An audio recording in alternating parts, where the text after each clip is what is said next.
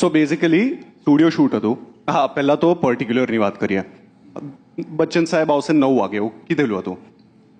એ પાર્ટીની van exactly 9 વાગે અંદર આવી. એટલે પોસિબલ જ નથી મુંબઈ ટ્રાફિકમાં ક્યાંક બહાર ઊભા રહેતા હશે ભાઈ, એ અંદર આવ્યા. કેવી રીતે પોસિબલ છે? 9ના ટકોરે તમે ગેટની અંદર આવો. પછી આયા, બધું જ થયું, શૂટિંગ ચાલુ કર્યું અને એમને ગાડીની ઉપર બેસવાનું હતું, તો પ્રોપર રેમ્પ વેમ્પ બધું લગાવ્યું હતું. એ બેઠા, શૂટ ચાલુ થયું, પહેલો શોટ પત્યો, બીજો શોટ પત્યો. હવે અમને ગાડી હલાવવાની છે, તો અમે એમને કીધું કે સર પ્लीज आप नीचे आ जाइए, हमें गाड़ी मूव करनी है. तो क्या इसके बाद भी मैं तो गाड़ी के ऊपर ही हूँ ना? मैं तो हाँ सर.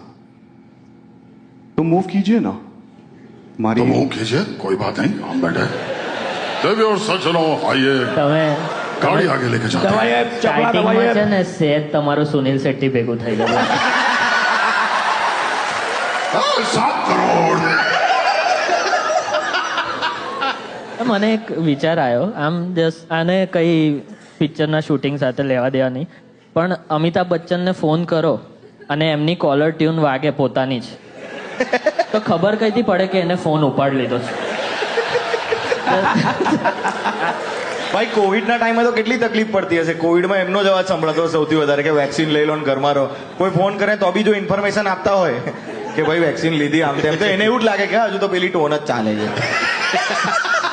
By the way, આજે the legendary અમિતાભ બચ્ચનની બર્થડે છે. A very very happy birthday to him.